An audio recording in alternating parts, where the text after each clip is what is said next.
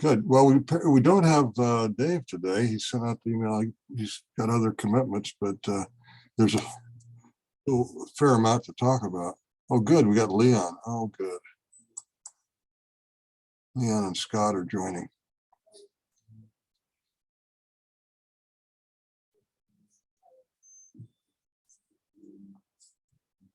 Let's see.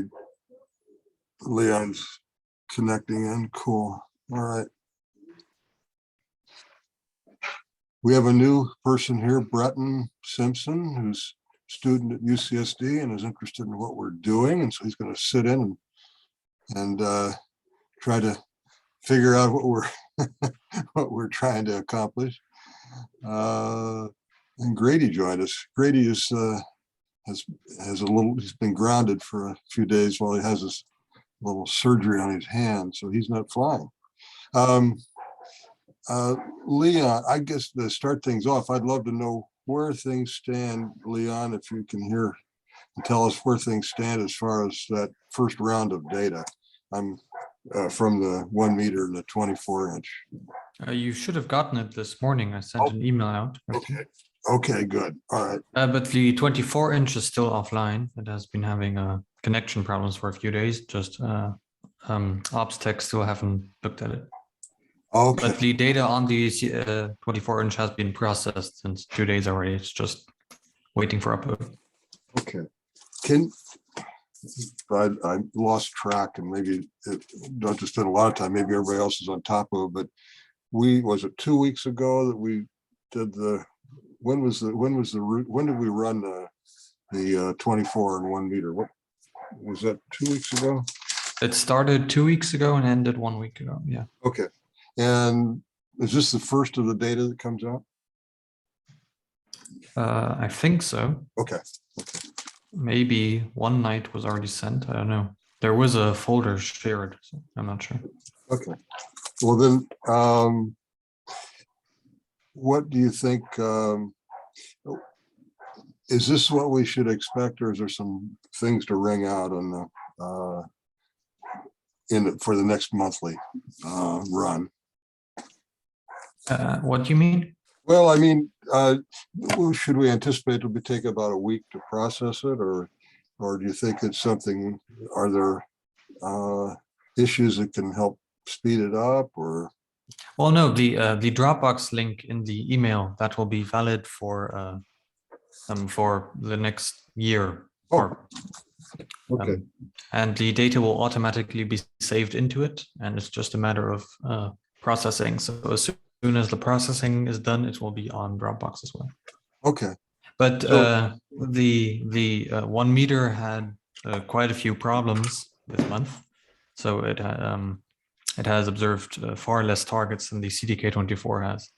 So there is 1 meter data. It has observed, I think, slightly under 150 targets. But of those 150, I'm not sure how many are in focus, for example. Okay.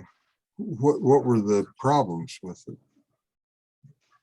Well, problems with the plugin and problems with the operation. For example, the lack of an autofocus queue. I wrote a list in the email. Oh, okay. All right. So if you covered an email, I don't need to. Oh yeah, a quick email. Oh, okay. Good. Yeah. And the file structure for some reason isn't as agreed upon. On the 24-inch it is, and I checked, and the file pathing is identical in Nina. Oh. But the data unfortunately isn't divided into user folders on the 1 meter. Thankfully, on the 24-inch, where there are many more targets observed, it is there. Okay. But that'll also be fixed next month. Okay, that's an odd problem. Yeah. On the 24-inch, are the runs identified by the username, Leon? Yeah. Yep. But not on the 1 meter, is that the Not case? on the 1 meter. Yeah. But given the average targets observed per night on the 1 meter, it's not terribly difficult to separate those. It's or one or two nights. Basically, you at least tried to run the same set of targets on both the 24-inch and the 1 meter, right? Yeah, with the exception of I think Pat. Pat had two different lists for the 1 meter and 24 inch. Uh-huh. Oh. I think I just changed the names. I didn't target name. I guess that was the only difference I had, but yeah, okay. Yeah, I was basically trying to run to see through a variety of magnitudes or a range of magnitudes using the same 50 millisecond exposure and seeing how much that affected the ability to process it. And so we could get sort of a calibration of what 50 milliseconds means. And when you do it on the same scope or in both scopes, so we can get a calculator put together, maybe for figuring out how we set our exposures in the future. But anyway, well, Leon, you opened up a really provocative question about data management. And I don't know, I can see there's some dialogue on that between filling a database and writing papers. I'll let Russ speak for a moment because he has some opinions about this, and I think it'll be interesting. We can all chew on this a little bit. Oh, you're muted, Russ. You're muted. I'm working on it. There we go. Okay. Yeah, I think the bottom line Dave pointed out was you can have both. And so you put, as you make the observation, get the stuff reduced and so forth, you put them in a database like Leon has talked about, and maybe we can twist his arm to work on. But the normal thing for the professionals do, they also write a paper. So say you've got 1,000 observations over 6 months or a year or so, typically what the professionals do, they'll write a paper. And I think, Rick, you pointed this out. They'll write a paper that summarizes it, tells how the observations were made and what instruments were and so forth. And they'll maybe provide one, a sample of observations, first page of a table or something sort. And for all the observations, you can go to the database. And so I don't think the two are contradictory. My main point was, and I'm not at all opposed to just making observations and putting them in the database. That's fine for some purposes, and my main point was just that if you have students involved and they're expecting, you really kind of have a responsibility to advance their careers. They're taking the course or doing a sign up for a research experience, in as students, and you're trying to impart some knowledge to them and advance their career. And if they do research, it's much better for them if they can put in their resume, and it's better experience too if they can participate in writing a paper and end up with a published thing. So, but there's no problem at all in just making observations, not ever referencing them in a publication. And but scientists are going to be less likely to use a database that doesn't have some sort of quality control or some idea of who made the observations, what instruments they were made on and so forth. So it's a typical messy problem that's kind of sorted out, in a kind of evolutionary way. The good databases get used more, and the bad databases don't get used so much. And the professionals have to protect their reputation, so they publish a paper besides putting results in databases. The thing that I'm wondering is, have we made any touch with Naval Observatory? I assume that the end goal is to get things posted to the WDS, and this will be a huge undertaking on their end, I think. Yeah, I contacted Rachel Madsen, and she directed me to Brian Mason. Excuse me? Brian Mason. Yeah. Brian Mason, right. Yeah. So they told me they do only recognize the papers that are in the JDSO. So, and they, Brian did offer me a text file that to contain the correct data that he normally gets from the paper. So if we can produce that, it'll get added to the WDS catalog sooner. But they only do that if there's also a paper going with it. But at least So- we can format the data so that they can upload it easily. Right. That's, Yeah. that's perfect. That's great. So I'll send an email round to show you the format and an example. So, sorry. No, sure. On that point, well, Leon brought up the example of HOPS and Exoplanet Watch, and I think it might be beneficial, definitely for my students, but probably for a lot of students, if it could be done kind of within an organization that keeps databases like the AAVSO, so that they don't have to learn multiple things, multiple systems for uploading data. So the AAVSO maintains several databases, now one specific for Exoplanet Watch. And the model is that you can have students upload, like reduce exoplanet transits and upload data files without publishing anything. And I do that for some of my classes because publishing is not the learning goal for in some cases. And then anyone who uses that data, those data, would have to credit the observer. So for when we do micro-observatory exoplanet transit reductions, for example, we've done those in support of particular campaigns in the past. And then the students who do a data reduction, which is a matter of 45 minutes or an hour to kind of figure out what they're doing and find the stars and whatnot, and upload their data. If their data is then used in a study by some observer who's doing a campaign, they would be credited, which advances their careers without having them write their own paper.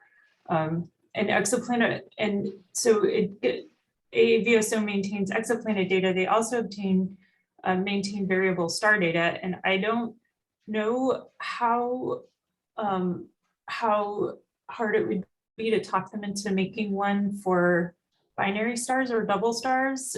They might say that it's not under the purview of variable stars, but enough people have overlapping interests that I imagine it would be feasible to kind of convince them of the relevance of binary star data to variable stars as well. Just throwing that out there. I would offer from my experience, because I was pretty closely involved with their building their exoplanet database, that it was extremely difficult for them to pull it off. And they were very frustrated. It took them 5 years to find the resources to even do that. So I don't know if things have changed, but I know that it was a very difficult undertaking for them to get that done. They just don't have the resources on staff.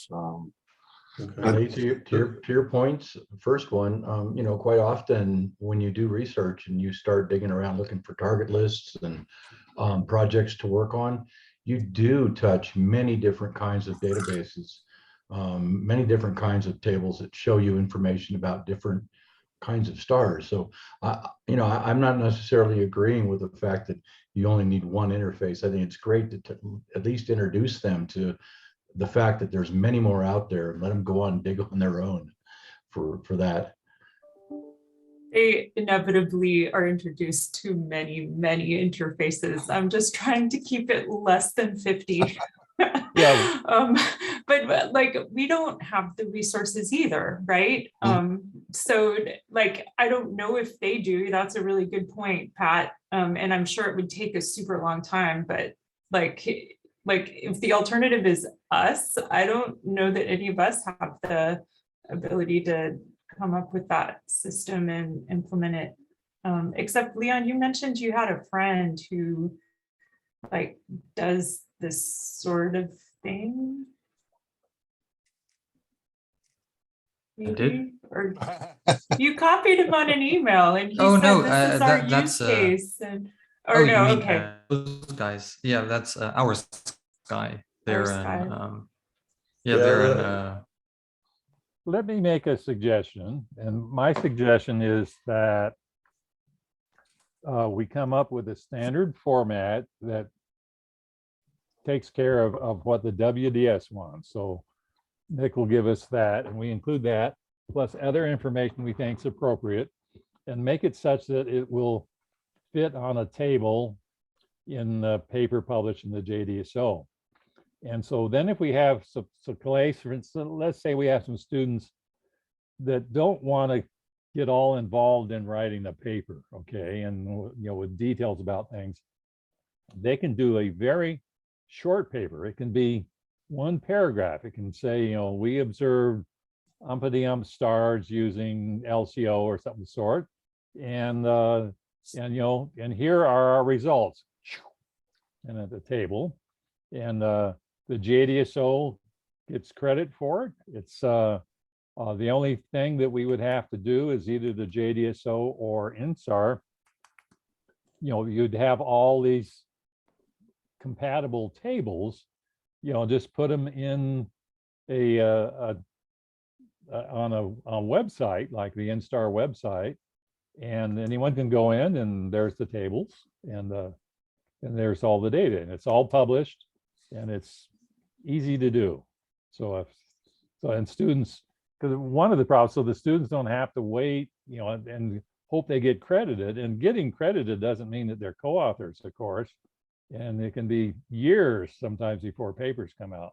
This way, if students want to do something, they can contribute actually to multiple databases. Nothing wrong with putting your observations in more than one database.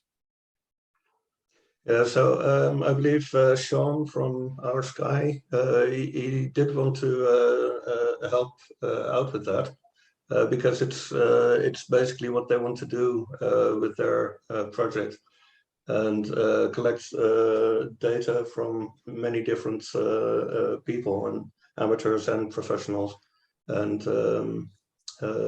then reduce the data or do something with it on different levels.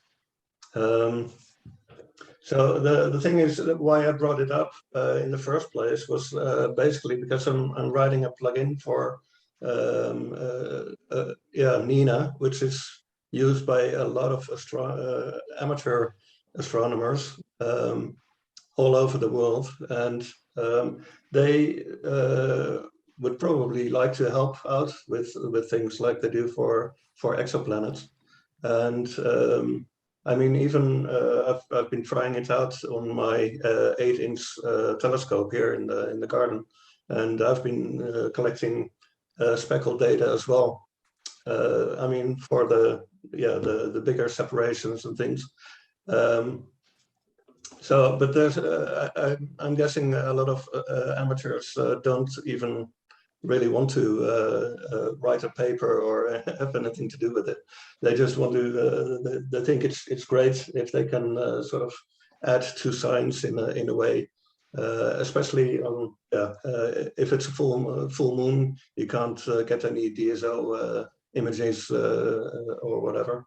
So yeah, this would be a really interesting extra thing to do for them.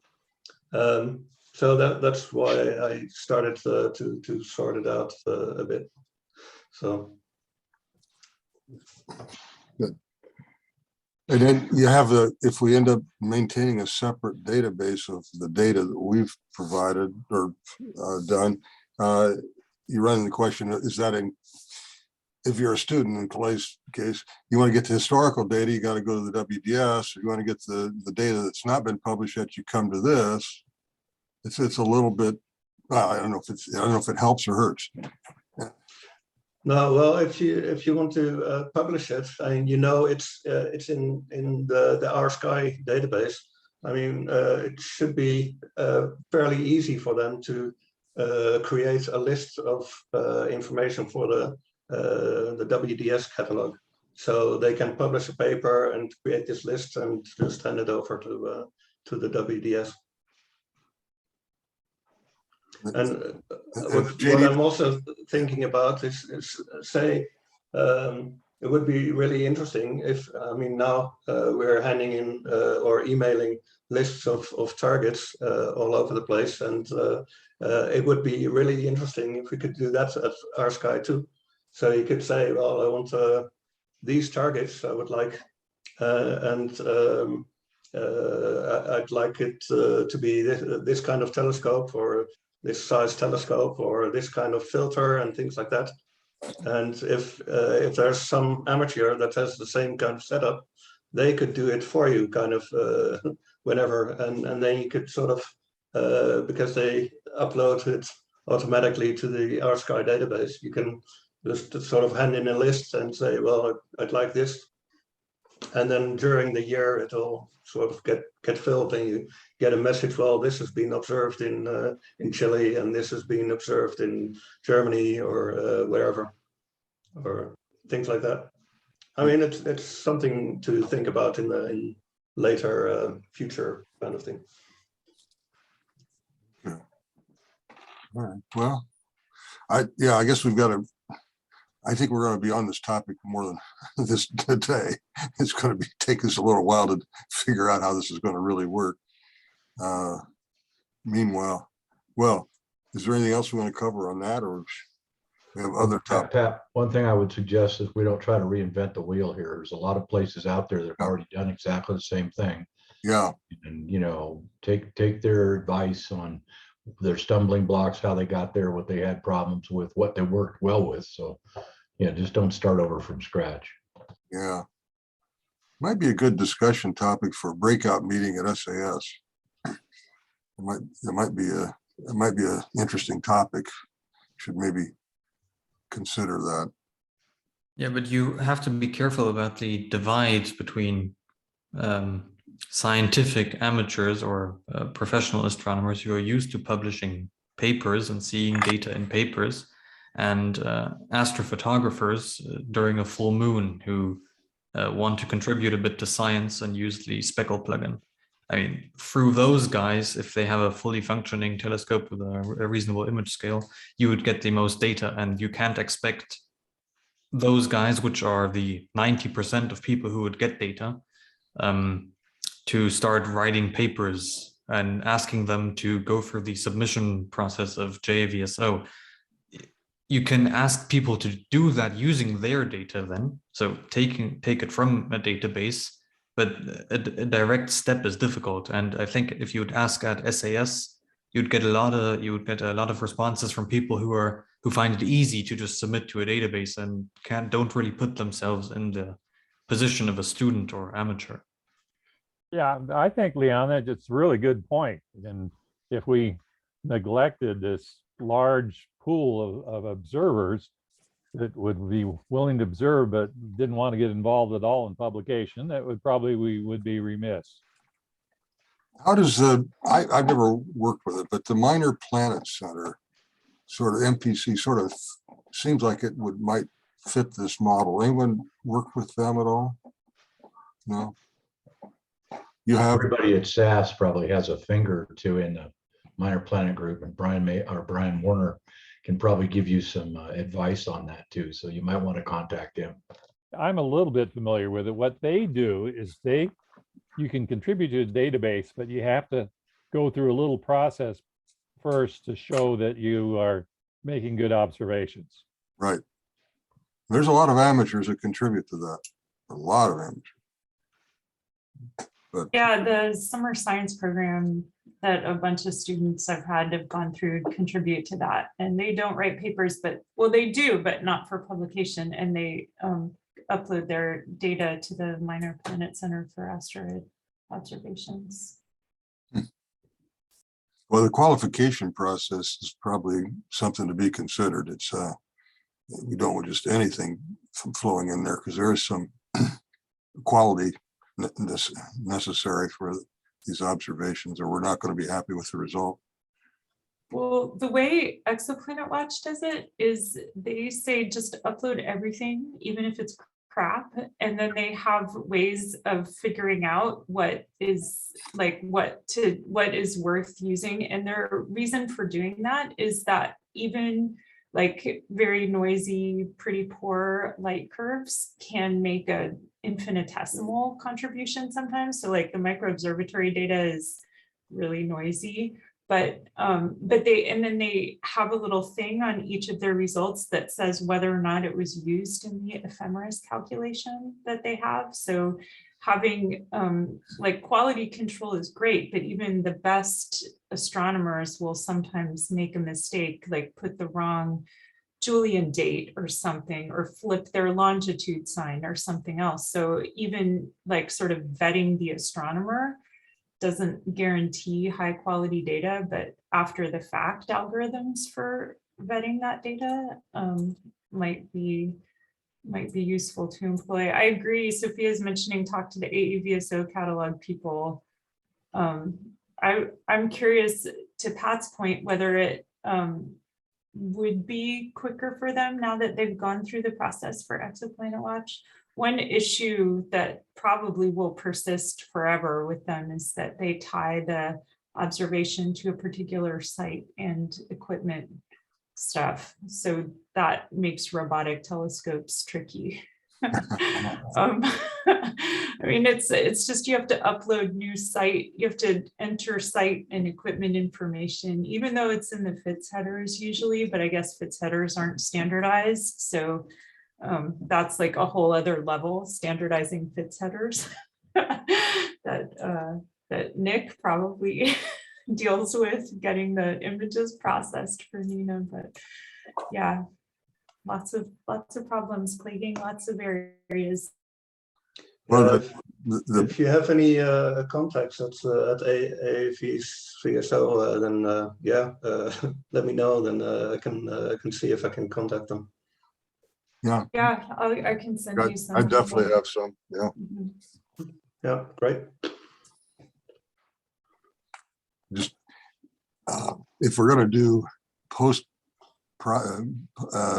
after if we are going to evaluate the measurements after they've been posted to a database, that's a whole nother responsibility that has to be dealt with. That's Yeah, but something I might point out is the folks at the Naval Observatory, when they make up plots, these, so they're trying to get orbits. So when they determine orbits, they weight different observers, and it's a little bit of, they don't tell everyone how they weight them, but they know who's the good observers and the bad observers, and they just give the bad observers low weight so it doesn't screw up the results, the overall results too much. Also, And they also, have Russ, to that fact, the observations themselves are typically graded in quality. That's true. And of course, they give more weight to changed. speckle. Yeah, they do. And they change them sometimes. This drove us nuts for a past project on many occasions. Like, we looked at the data files we got from USNO and the orbital plots, and they don't always match, because sometimes there's a quadrant flip or something and it's corrected in the orbital plot, but it's not corrected in the historical data file that you get. So they have, like, they're doing this. They have some algorithms to go do after the fact adjustments, like quality control, not only weighting, but also like actually filtering and changing the data, similar to what Exoplanet Watch is doing already. Yeah, I might point out that if observations are made and don't make it into the WDS, I think their scientific value is going to be low. So it's not going to get passed on to future generations and fused with the professional observations and so forth. So I think kind of whatever you come up with, you ought to have some way of getting the observations of WDS and coordinate with the Naval Observatory. I'm afraid that's true, unless we want to undertake So try again, to recreate the WDS. yeah, look, why reinvent the wheel? And Yeah. the Naval Observatory has taken this over for the planet, and they've done it for decades, and there was others before them, and it's what everybody uses. I'm just not sure why we want to. And I think there's ways we can get, if a professional astronomer or one of us or a little group of us would take the amateurs that don't want to publish under our wing, and what we can do is contribute your observations to this little database we set up, and then we'll write a paper on it. So maybe it's a one-page paper and says there's here's 300 observations contributed by various amateurs, and we can't vouch for the quality, but we want them to be recorded, and then it goes in the WDS. Yeah, that's of course the idea that we have a separate database collecting all the amateur data, or maybe even all the data, and then you can filter out just what you need for your observation for your paper, and then all the data that you use in your paper, you can just sort of print out and say, well, I've used all this data from all these different people, and then it can easily be put into the WDS catalog, but it needs to be emailed to Brian. so Well, there's that. Yeah, well, it has to go through the JDSO to get to Brian. Right. Yeah, Yeah. or some publication. And Sure. I might point out too that this database, we can be contributing, and the amateurs, and we just get a little cover paper now and then. But the professional astronomers, they already have their databases. They publish their things usually in the Astronomical Journal, and their long list of observations get archived various places. And so whatever we do, it's never going to be a comprehensive database. But Leanne, I think you're just absolutely right that we need to give these amateurs that don't want to get involved in paper writing some way of getting their data used. And in our case, we know we have to get it into the WDS or it won't ever get used. Okay. So need to find some place to get the amateurs to post their data and get the word out as well. Yep, and then just cover it with an overall paper. I got to run. I'm sorry, I have to have an appointment that I called local college that I have to go to, but Okay, well, call sorry. later. Sorry to see you go, Russ. Okay. Yep.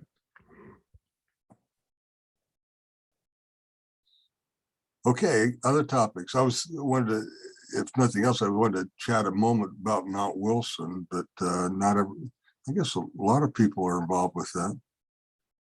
But I don't want to do that until we've covered other things.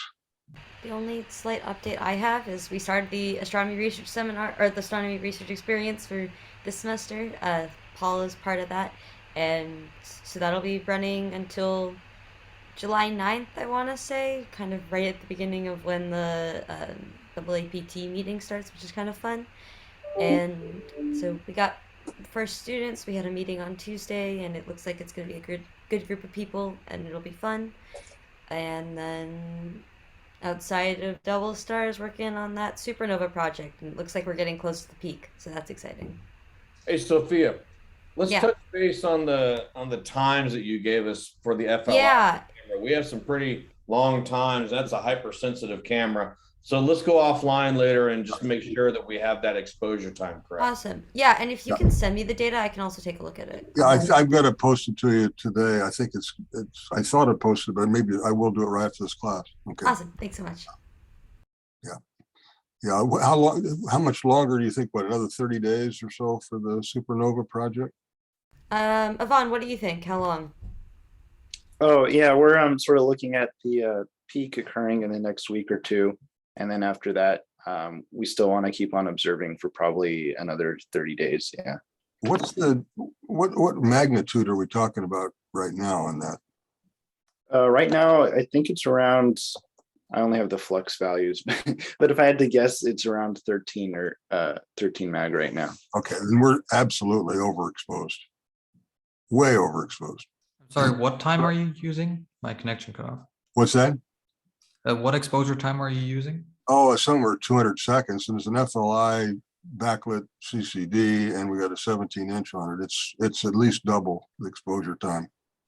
Yeah, from using the 24, probably like 80 seconds. Yeah, we 60 would seconds. use, for a 13, I would use 90 seconds. It works out pretty well. So right. anyway, when you guys get together on that, Yeah. figure it out. Let's chat. We're gonna try to run it again tonight, and I'd like to change it. Okay, Sounds good. good. I hope the data we have is not ruined, but we'll find out. Now, Mount Wilson, I found there was an interesting thing that came up in this dialogue we had just by email with Tom, and they have a campground there, which I was not aware of. And I don't know if that affects, I don't know if John Paul was on that email. I hope he noticed that. That may affect his plans. Is that, I'm not sure which email you mean, but there's a campground across from Mount Wilson that John Paul's hoping to stay at. I thought it was a few miles away. Yeah, Yeah, it well, is. no, Tom said it's at Mount Wilson. It's on his the email. grounds. Yeah, that's what he said in his email. I don't know where, but he says they Could have. you forward me that? Because I didn't have Well, that. you know, in my- I probably didn't, you probably were not on that email. Okay. That would be fantastic, Pat. I know I owe an email about that soon, which has been on my list for a while, and will be sending it today. But I've said that for the last couple of days, but. Which it's gonna email is happen that? today. I need to send him an email requesting invoices for Oh, our yeah. programs. So it's gonna be 400 for us, 600 for each of you and John Paul, and the remainder, which I don't even know what the remainder is, for Reed for Instar. Well, we need to get invoices for the food as well. Oh, right. I think, Right. don't we? We should pay for the food. Right. But yeah, we should do that. Well, yeah, let's talk about that offline. I hadn't factored that into my computations, but I'm glad you brought it up. Regarding a campsite, I don't know of any. I'm not an authority on Mount Wilson, but I've been there quite a few times. The only place I know of where people could actually camp is the upper parking lot, which is paved and level and right next to the public restrooms, not far from the Cosmic Cafe. And it's where they have star parties pretty regularly. So, it could accommodate a lot of people if it's okay with Tom to have overflow people there. I don't know. That's another. Yeah, I'm gonna have to. Forward that around, because I think John Paul mentioned last time that there was a problem with doing that due to the California parks strictly prohibited not parking, not camping in a designated campground thing. And so he was thinking that wasn't going to be a possibility for that reason, but yeah. Let me, it's a funny email, and then he started a sentence and stopped, and that was the end of it. I don't know what happened. And there was no closing to it at all, so I don't know. It was like it was an incomplete email, but I'll send it around. I'd ask if there was if we overflowed the monastery, was there a place to stay, or could people sleep in their cars? He said, yes, of course people can sleep in their cars, but he said they also have a campground. So, but you can't have fires at it. Well, that's no problem. And I don't think you have a fire in any campground these days. Rachel, are you muted? Oh, can you hear me? Now I can, yes. Okay, I don't know why it takes a minute to kick in. Do we even have anyone using the telescopes after midnight? Russ keeps saying, and then those of us that want to stay up all night, and so we are reserving them for the whole night. But so far, I've not heard anyone say, I'm going to be there after midnight, in which case we're paying twice the amount we need to be paying. Yeah. Rick, are you going to stay up all night? Well, I will if someone pays for it. Well, But I- I don't want to ask Instar to pay for me. well, if we have you and a couple other people, Instar's happy to pay for that. That's part of what we've agreed to. But we need to find a couple people. It sounded could probably like do Russ was one night. assuming a lot of the people from the Palmdale area were coming up there to do that too. But students. I don't know what that arrangement is, but Okay, all right. So no one really knows, and we don't really have the people to do Yeah. all the nights. So we need to figure that out in the next Yeah. very shortly. Yeah. Yeah. Okay. Yes. I I I just sent you the email, Kalai. thank you. And Pat. it's short, but Okay, he also has a solution other than the library for student gathering in the morning, excellent. which doesn't affect you. You're still playing. Right, I'm not gonna be there in the morning, but yes. Yes, okay, and there's a space in the dome to Yeah. sit there. Okay, wonderful. He says the camp area has restrooms, so I Nice. Yeah, where tents can be set up. Yeah, okay, that's amazing. So maybe I'll coordinate with you afterwards and Yeah. I'll send an email and see if we can get that figured out, because I want to pass that information on to my students as well. I'm not allowed to coordinate their accommodations or be in charge because Stanford rules, but I can pass on information. And so I will do that.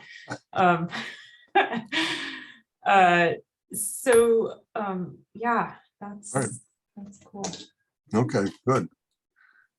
So, well, I was wondering what's next, Leon, or Nick is still here or not on the for the automation. What Yeah, was- so I've gone through the logs from the 1 meter, and I did find a couple of issues with it. So I've been changing some things in the target selection, for instance. So it'll hopefully be more busy during the night, not sort of sit around waiting for a half an hour or so doing nothing. So yeah, it should hopefully work better next time. Also, what I wanted to suggest is definitely the first night that we're on the 1 meter, then that there's somebody there checking the progress and how it's doing. So that would be definitely helpful.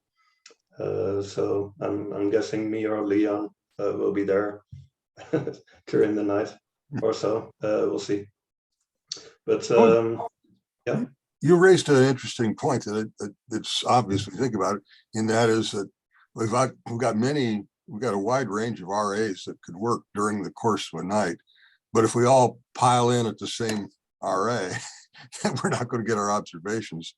No, true. And we should probably maybe think a little bit about a little coordination beforehand and say, you take this one, you take that one, or whatever, because otherwise we are going to frustrate ourselves, I think. There was idle time, right? The way I've set it up now is you can basically add a target list for the whole year, and it'll just select those targets that are visible for that night. Yeah, I mean, just basically create a target list for whatever targets you want, and then it'll select those that are visible and up and things like that. We need to think about maybe the priority. So you could have like a separate list to fill in kind of the gaps with all kinds of targets, which with a low priority. But if there's nothing else to do, then we can pick one of them. Things like that we can maybe do. So yeah, I've been changing some things around. There were also the cycles that we get for a target. It used to be that it would load all the cycles at once and then go through all of them. But that kind of made it somewhat troublesome to get all the data, because it could be sort of almost out of reach, and then it'll go through all the cycles, but then sort of get 2 cycles which are not as good as the first one. While it also has better targets that are better visible at that time. So at the moment, I get 1 cycle for every target. I try to do that, and if there's a gap in between targets, then I go look at previous targets to see what's still available, and what if it hasn't had all the cycles done yet, then get an extra cycle, and in that way it'll fill up the whole the whole night, hopefully. Great. So, yeah. That's getting pretty sophisticated now. That's nice. Yeah. Yeah, and I'm currently still working on the automatic exposure time. It's taking a bit longer than expected, because a lot of the parameters you would need to get the optimal exposure time you don't have. You can't make atmospheric measurements. So it's going to be a mix of, well, it already is just very messy. It's already a mix of Dave's calculator, SNR calculator, equations from the SPE books and the one paper, and estimations for maybe you could enter some locations. Maybe there is data online. For example, Mount Wilson has quite a lot of atmosphere data, and you could probably estimate it if you can have over a rural area, over a suburban area, the atmosphere, you can do some estimations. And Russ, Russ is gone. Yeah. Oh, man. I wanted to ask Russ about the first edition of that book, because he did send it to me in an email, but it didn't attach multiple times. Oh. Yeah, I'll do that later, man. Yeah. Leon, for the next round of collections, do you think there will be a version of the automatic exposure collection that we can use or count on, or should we concern ourselves with getting the right exposure times? Well, it should definitely be done by next month. So we have the telescope again, I think, in the middle of the next month. Oh. So I'm hoping to present a non-implemented version next week already, for lots of criticism, hopefully, and because it will be inaccurate. There's no way of getting around that. It's just making it as making the approximation as reasonable as possible. Can you try it on a 24-inch first? I'll try on the telescope in Germany first, Okay. primarily because the 24-inch is being used by PlaneWave. Ah. Speaking of which, I just ran some speckle observations for 90 minutes 2 nights ago, just to go through the process of setting it up on a telescope that has never been set up on before. And the automation worked flawlessly there. I have some speckle observations. The image scale is 0.4 arcseconds per pixel, so it's like separation of 2 to 3 arcseconds, but that the ease of setting it up and the ease of it working is, yeah, it is encouraging, yes. Now, would this be part of the plugin, or would this be something you'd run when you're developing your target list? Yeah, it would be part of the plugin. Oh. Nick, maybe we could have a switch in the plugin options to calculate exposure time automatically, and then a entry field for Yeah. telescope and location. Yeah. But no that's the problem. next step once well, you and Dave give the all clear on it being reasonable enough next week. Is the Now that we structure, have, go ahead. go ahead, Pat. Or- I was just going to ask if the structure of the targeting list is the same as it was. We haven't changed the fields or anything right now. Still, we can plan on using the same structure. Yeah, same list is okay. The only thing I've added is a priority, which we can use later. We need to think about what kind of priority everyone gets. But now that we have the Leon's Dropbox data, we should, that's been pre-processed to the bispectrum level. We should all be looking at that, right, and analyzing what we got to see what we can learn from that, and then generate a new set of a new target list for next month, or is that a reasonable thing to be doing here?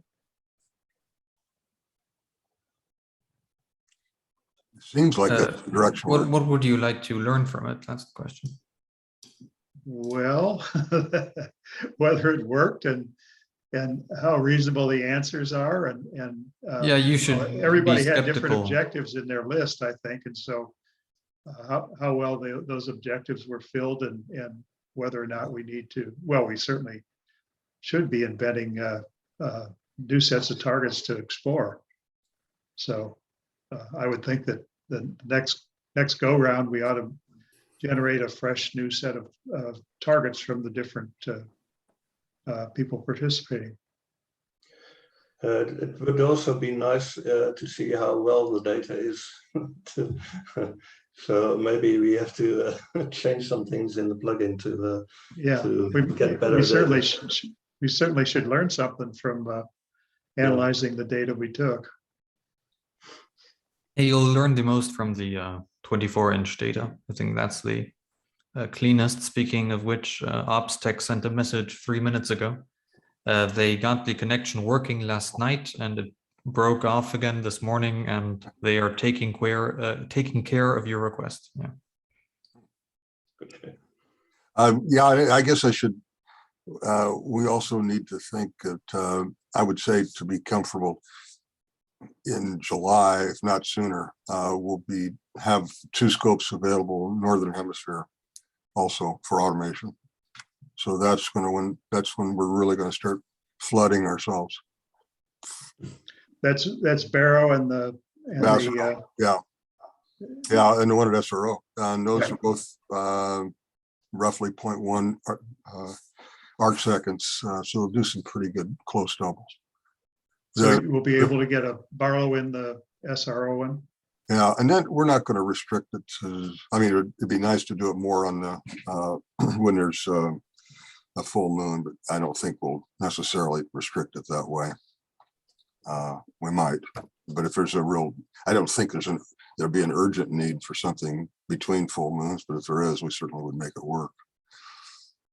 Yeah. Also remember, it's going to be winter in the Southern Hemisphere, so you'll have even longer nights. So it'll be more like 150 to 200 targets a night. What RAs would you say we should be thinking of right now? What's the range of RAs we should be thinking of for watching in Meridian, to be able to observe it to Meridian? I would have to check, because it's not a certain RA number. You want to get coverage throughout the night, so it's not sitting around for 3 hours waiting for a RA. No, that's what I'm saying. Is it 12? Yeah, so is it 12? I used to know the range, but I'll have to look it up, see if what's. Wait, I have it. I can link it in the chat. I was trying to, but then it had the wrong thing in my copy paste. All right, share, copy link, and here. What is that link? That's best RA for time of year. Oh, nice. Okay, nice. Okay, good. it's on my wall at home, but this is not my normal. Yeah. house. I go back to early times. Go old school. The original calculator, original computer. Reliable. Yeah. My company of all things used to make, one of the things they do is make circular slide rules that had 8 levels of stuff on. I mean, it was amazingly complex. It was crazy, but you could do a lot with it. It was surprising how well you could use a slide rule in a circular format. Interesting mathematics to it. So anything else, guys? There's another thing I've been working on is getting the live imaging from ZWO cameras, and I've created pull requests for Nina to incorporate that. So anyone with a ZWO, hopefully it will be in the next version that gets released. So then we can use the Speckle plugin with ZWO cameras with fast imaging. So that's okay. I'm glad you bring that up. That's what we have at Barrow. And so right. you say when would that next release be available? I don't know when it's going to be released, but I could send you that version before, and you can try it out if you like. Yeah, I will. It probably maybe even next week. I'll send you an email when we're ready for it. Yeah. Sure. Scott and I were going to get together on trying to get that up and running next week if we can.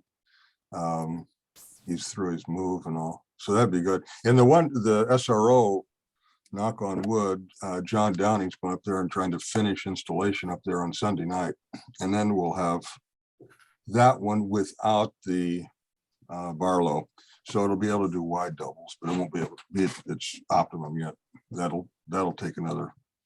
But the Barlow is going to fit, isn't it? Well, that's right now. Let's see, Grady is working with PlaneWave, and they've got the equipment at PlaneWave to test out the swing through. I think we'll get there, but okay. There's at least a plan B and a plan C. So we'll get there one way or the other. It's just a matter of how, what we have to buy and what we have to modify. Yeah. Yeah. Yeah. Speaking of Barlows, reminded me. Dave and Nick are working on getting PlateSolve 3 working with the plugin.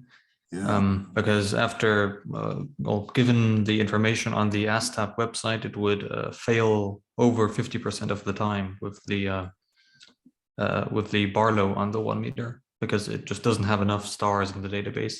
Right. Interesting. So, 1 meter, even that with that Barlow, it's going to be that small a field of view. I'll be darned. Okay. So with you think PlateSolve 3 is going to solve that? Yeah, Dave estimated over 90% of the time.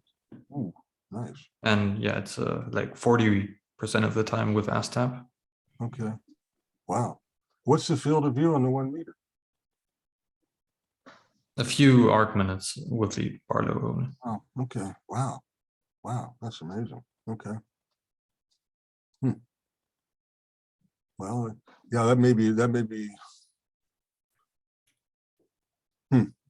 I'm surprised. Okay, that may affect our Bassro installation too. So that might affect that. Yeah, and it's also great for all other small telescopes, like my telescope or Scott's telescope, who also uses a Barlow and has plate solving troubles. Yeah, as if you go to such a small field of view, you really start running into issues. Yeah. Okay. All right. Fair enough. Well, a lot cooking, lots going on. I don't know if there's anything else to cover, or should we've got irons in all kinds of fires here. That's for He's sure. loving it, I can tell. Okay, well, unless there's something else, we'll call this one to an end here. Okay, great. Good meeting. Good meeting. Good seeing everybody. Nice All right. seeing everyone. Thank you. Bye. Bye. Bye. Bye. Bye-bye. Bye. Bye. And Pat, I'll figure out about invoices and email you in a Okay. little bit. Okay, As fair soon as enough. I get that together. no problem. Should No we should we do food like, food gets complicated. I was thinking I would just buy a bunch of food and bring it up there Well, on Friday, but I'm and only Cheryl- there the one night. Well, Cheryl gets in the middle of it because she's handling all Yeah. the rest. So Right. I was gonna put, now that I've got sort of things tamped down, I can sort of estimate head counts and teams and everything. I was gonna put together a little recap and say, here's how many people are in the monastery, how many mouths need to be fed and so forth, and put it together and then share it. I think so that would help Cheryl and you and Rachel and Russ and everybody to have to eliminate some of the uncertainties. Yeah. So what would make sense? Like, I don't want to cook because I'm gonna have other things on my mind. So, and I'm only there that one day. I'm telling them bring your own lunch. Right. And then what I was thinking is to just stop someplace on the way up the mountain and get like taco bar stuff at a restaurant or something. Yeah. That like those big party tray kind of things. Right. And so then maybe we could say, bring your own dinner unless you want taco bar, in which case bring $5 Bring your to salsa. offset.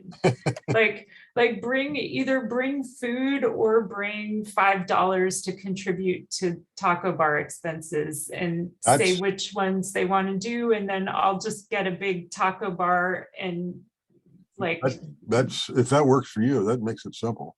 yeah, that I think would be the best scenario. can- And that way we can yeah. have like a form, like I could make a form saying, if you're gonna want, or just like, or maybe we just each do head counts, like how many people want food from, like to be brought and how many people are bringing their own food. And then just to have people give $5 at the thing if they're participating in that. That might be that's just fine. the easiest Might- way to handle it. Yeah, well, I might just say, this is what you're gonna have.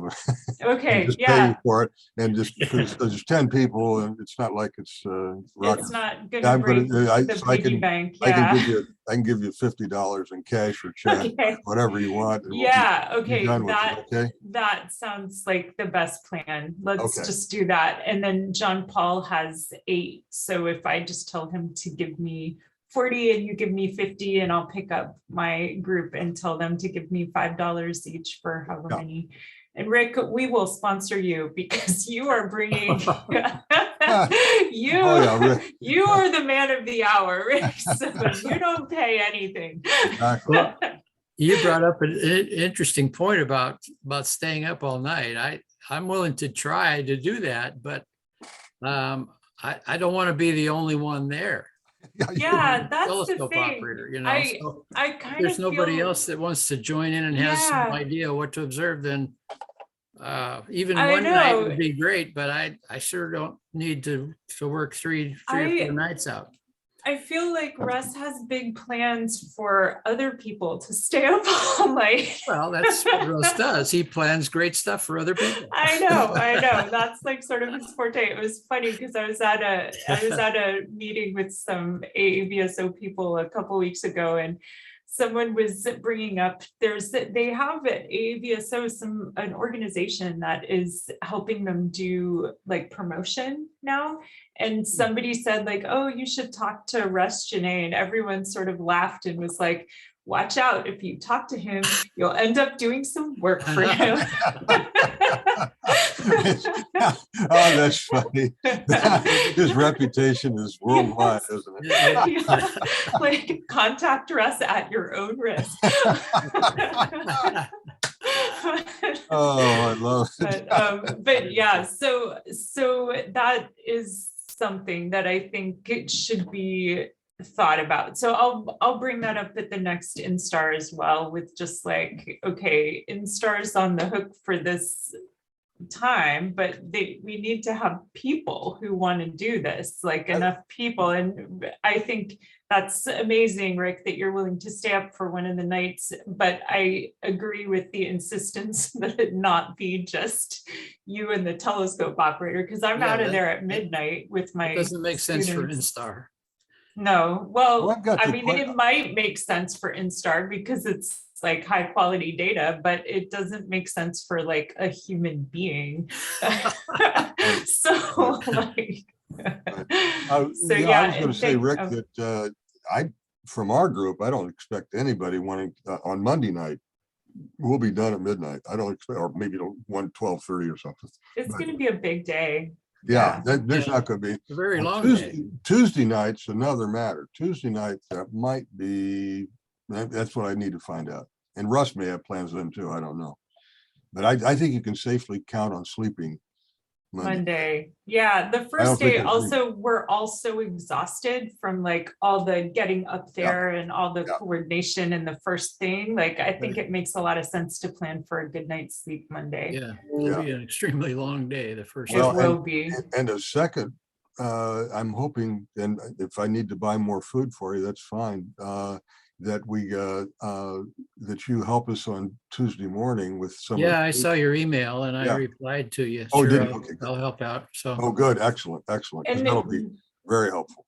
And Rick also has reduced the backup data. So he can confirm that it's high quality backup. Now, we're not going to let the students use his reduction.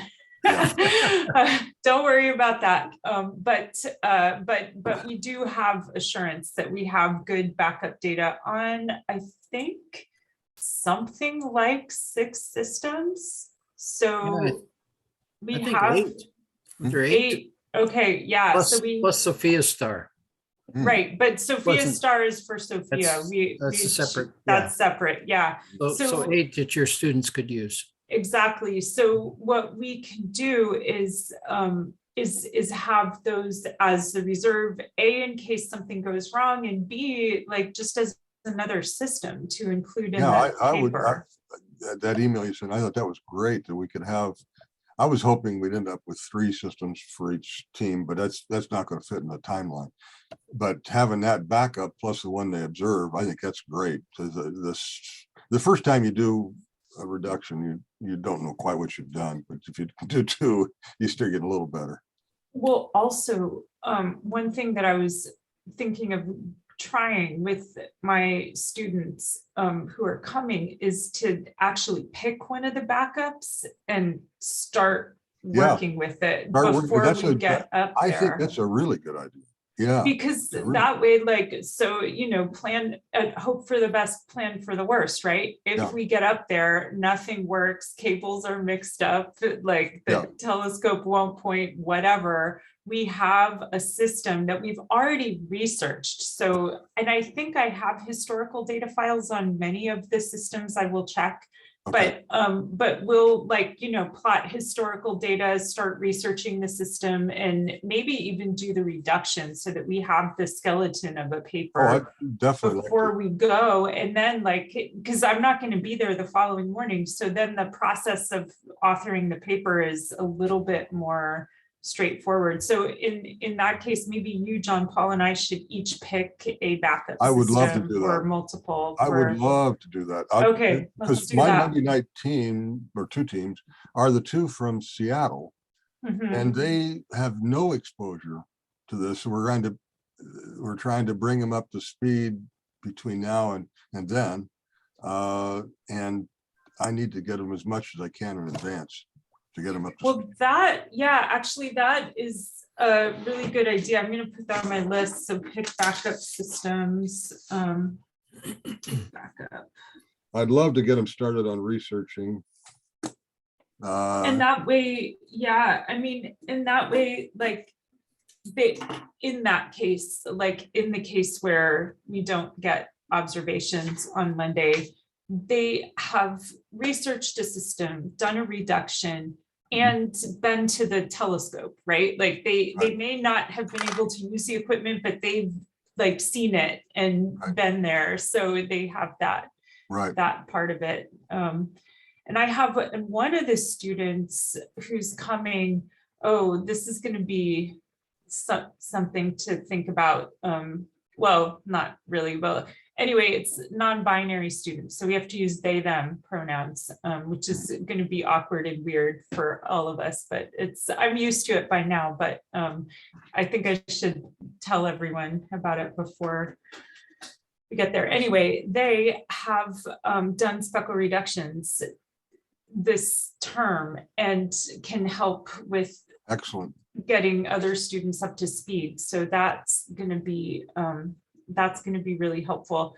And so, yeah, I think that seems like a really good plan, because then, like, worst case scenario, we still have a paper and student learning that's happened. So the engineering run was kind of invaluable for that. Right. No, I think that's really a smart plan. I like it a lot. Yeah. So, yes. yeah. It's good. Yeah. So, yeah, this is, it's starting to shape up. You've really nailed down Monday well. I'm trying to think through Tuesday. Do you know if John Paul's students are going to observe on Tuesday night too? They are? He said they were hoping to do that. Okay. All right. So because they're going to be there 2 nights and camping. So yeah, you know what might be good is if we could get Tom, like get another meeting with Tom in there somehow to figure out about the campground and the schedule and whatnot. Now, it looks like you did send him a note about the schedule. I sent him, I took the Monday night or the Monday schedule and modified it slightly to make it into a Tuesday schedule. You see it in that email. Yeah. No, that's good. So if he, so I'm going to coordinate. if he's on board with that, that would be great, because that's the parts I don't know about is the tour. Like, I want to confirm those tour times. He said with me that the tours on Tuesday were no problem, except the Chara would have to be coordinated to closer to the time as whether it's going to be available or people will be available for it. So that Chara is a little more questionable. Okay. Okay. Yeah. It's probably the same for Monday night. Yeah. Okay. Yeah. All right. Oh, that's good. All right. The so-called camping area, I think, must be, well, I'm guessing it, but it must be the upper parking lot, because it's the only place that there's, nearby restrooms.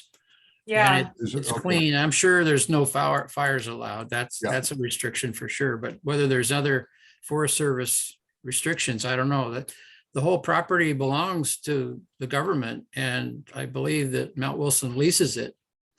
So they have to abide by the Forest Service rules too.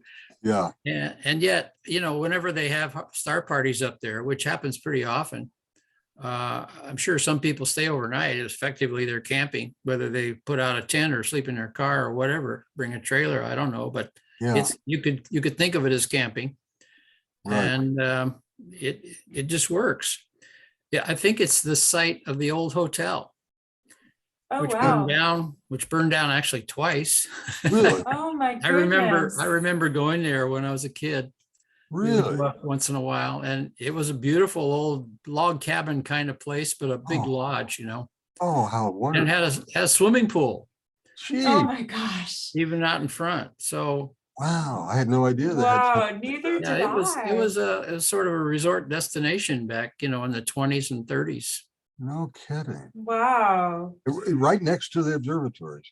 Well, up on the upper parking lot, not next to the 60-inch, but up above it. Yeah. Almost next to the Cosmic Cafe and the restroom building. Yeah. There's I remember the bathroom there. We need to pass that on to John Paul as well. I'm going to be sending emails this afternoon. Yeah, I better make sure that's what Tom is thinking about. So he should have it, but he may not have registered with him. But I might just be talking through my hat, so be sure to check that with. I will. Yeah, I will. So, do you want me to email Tom about the campground, Pat, or did you? I wanted to contact him also to be sure coordinate on the schedule that I'm laying out. Okay, And so if you don't mind, I'll just copy the three of us and I'll that send. would be great. That would What be are fantastic. what's the dates of the first night for sure? I remember June 13, 13th. June 13. Okay. and then And then it goes 14, 15, 16, I guess, for other people. yeah, that's what it is right now. Other than Calais. Yeah. Yeah, right. I'm leaving at midnight on the 13th Yeah. with my kiddos. Okay. I'm gonna have a good group. I have four students. I have three who've done my research seminar and did different projects in it. And then one who hasn't done the research seminar, but like, you're gonna love talking to him. He's the one that's building a radio telescope in his Oh, wow. backyard and like, Oh. he's hardcore. Oh, Well, will there be time to talk about, interact with the students before it starts to get dark? Yeah. Oh, yeah, So, lots. so yeah, definitely. So, and Pat has the schedule laid out. We'll copy you on it too, Rick. Okay. But Okay, good. it'll start at,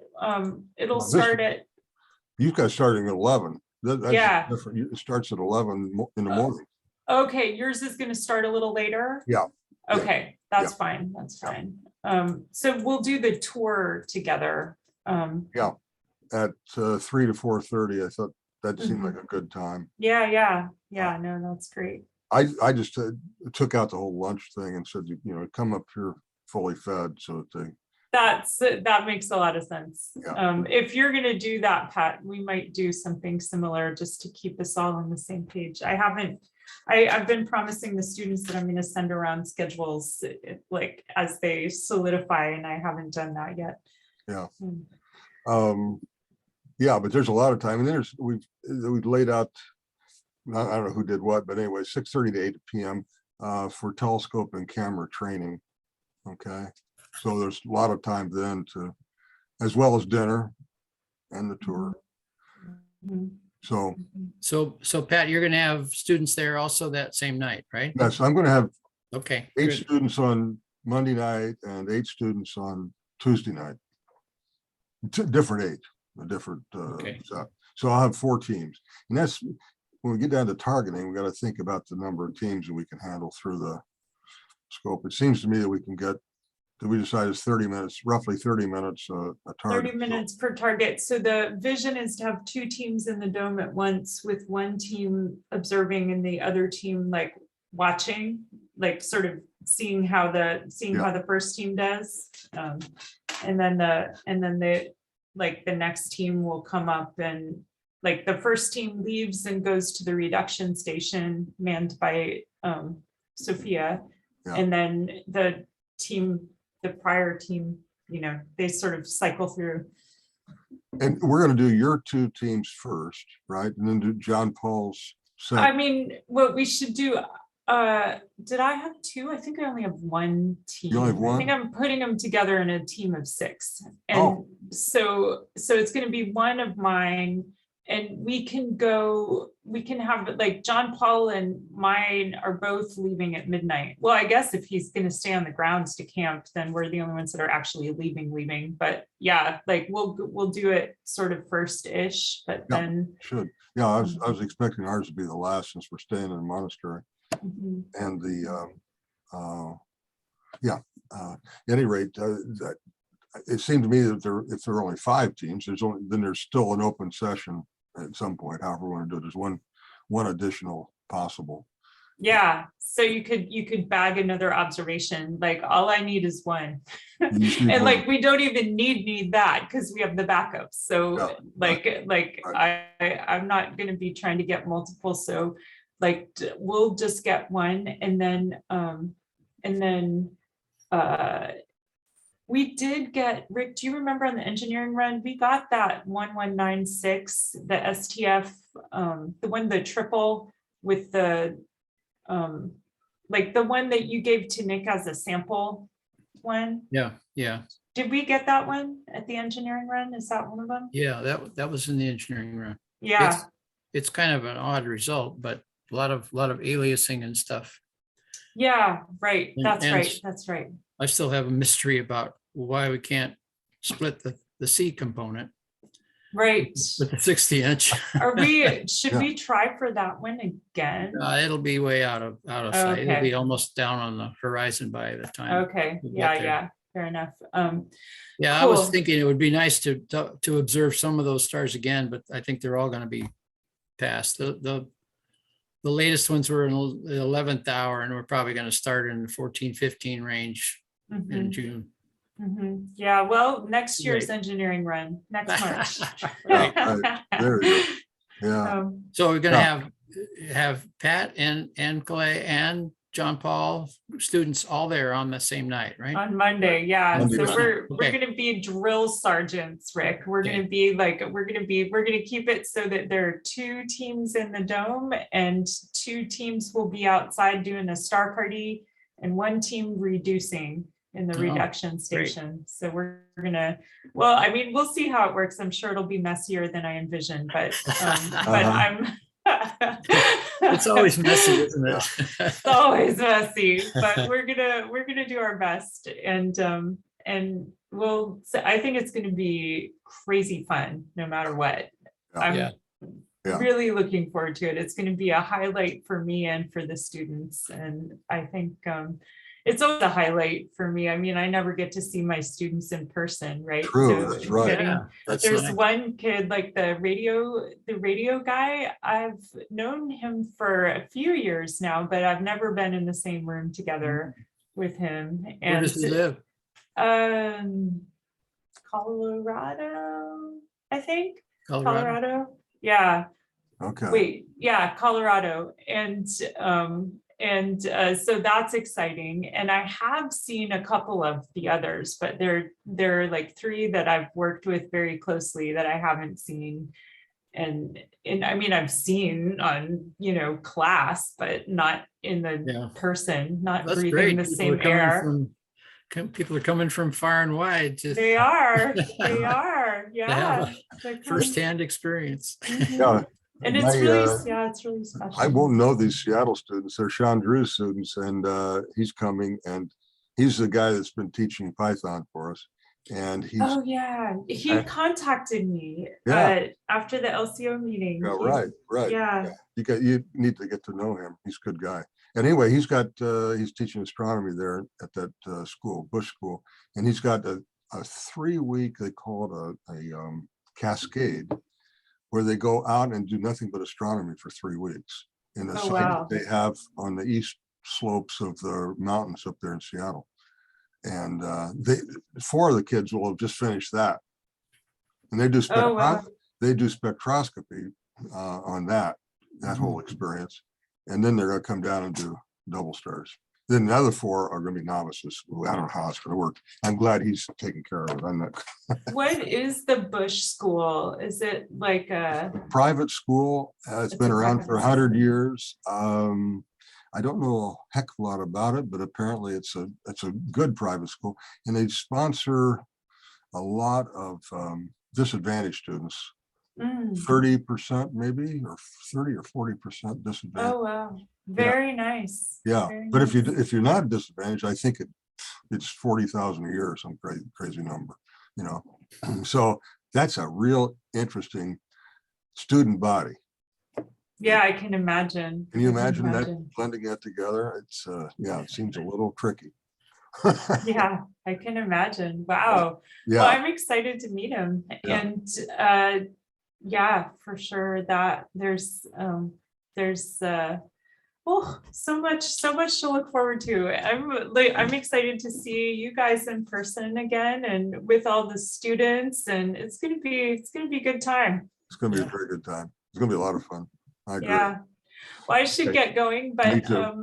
thanks so much. And I'll look for your email to Tom, and then I'll send an email to you with the links to the speckle data.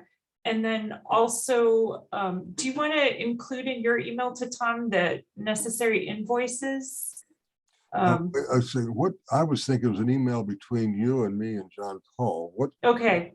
What did you want on Tom? Well, I just made an invoice from the observatory. Is Tom Oh. the person to ask about that, or? Well, you've had the dialogue with him. Why don't you go ahead and. follow Okay, him so on I'm that? gonna email him. So you're gonna email him copying me and John Paul about camping. I'm gonna email him copying you and John Paul about sending invoices to our programs. Okay, Okay, awesome. We've got it. We've got Alright. it. And I'll do that later this afternoon, but I will see you guys later. Thank you so much Okay. again. all Have right. a great Bye-bye. day. Thanks. Bye, Bye-bye. Bye.